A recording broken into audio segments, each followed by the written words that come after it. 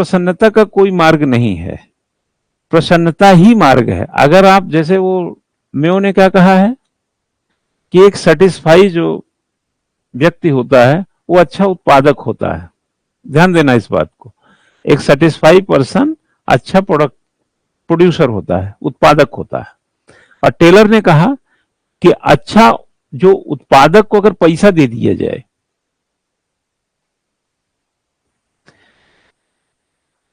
एक व्यक्ति सुबह, ठीक है, एक व्यक्ति मॉर्निंग में, यहां आ जाओ यार, मॉर्निंग में एक व्यक्ति आया है ना, और वो खुश है, तो क्या देगा? उत्पादन अच्छा देगा, ठीक है। व्यक्ति खुश क्यों है? क्योंकि मानव संबंध उसका अच्छा है। जानते हैं आपके दुख का आधा कारण तो आपके मिलने जुलने वाले ही रहते हैं, आपको पता है कि नहीं? शायद आधा नहीं ज्यादा,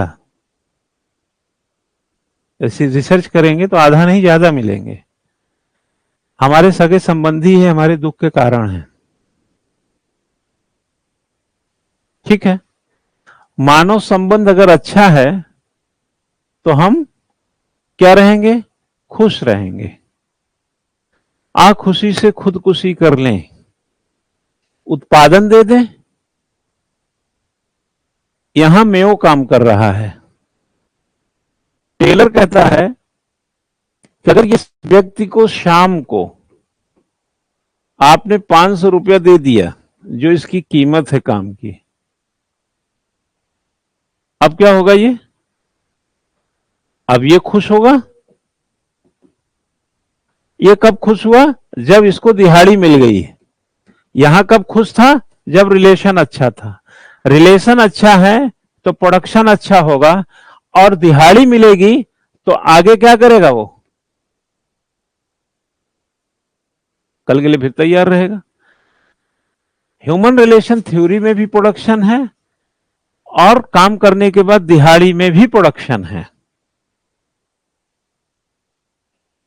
तो प्रसन्नता का कोई मार्ग नहीं, प्रसन्नता ही मार्ग है। अगर आदमी ये समझ जाए कि प्रसन्नता ही मार्ग है, अब प्रसन्न रहने के लिए रिलेशन और श्रम की कीमत मिलती रहे।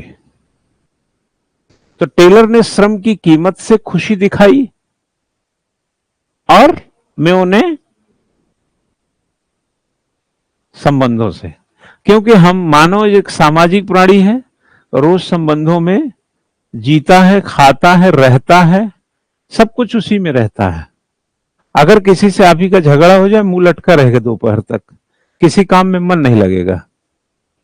सवेरे आप बिस्तर से उठें और आपका मन नाराज हो, नाखुश हो, और शाम को किसी का झगड़ा हुआ हो तो जागने के बाद उसका प्रभाव फिर आपके सर पे चढ़ा रहता है ना। अब उस मन से जाएंगे 9 बजे से कहीं काम करने तो प्रोडक्शन मिलेगा। प्रॉब्लम क्या था? एल्टन मेयो का relation theory, human relation theory. क्यों? क्योंकि आदमी एक सामाजिक प्राणी है, ठीक है ना। तो समाज में जो संबंध होते हैं वो भी एक सामाजिक पूंजी ही है, और ये आर्थिक पूंजी है। इसीलिए देखे होंगे कि अमीर आदमी के पास पैसा तो है, आर्थिक पूंजी है, लेकिन अगर सामाजिक पूंजी में पिछड़ जाता है तब भी वो 10 मंजिला से छलांग लगा देता है। और आपने देखे होंगे कि बहुत आदमी जो है सामाजिक पूंजी में जो पिछड़ा, छलांग लगा दिया, ये सामाजिक पूंजी में हो सकता बेहतर हो, लेकिन आर्थिक पूंजी में बहुत ज्यादा खराब हालात हो तब भी ये नौबत पैदा हो सकती है। यानी कि हमें अति दोनों में नहीं चाहिए।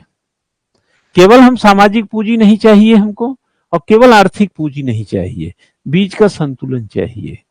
तो बीच का संतुलन ही क्या है? प्रसन्नता का मार्ग है। प्रसन्नता का कोई मार्ग नहीं है, संतुलन ही प्रसन्नता का मार्ग है।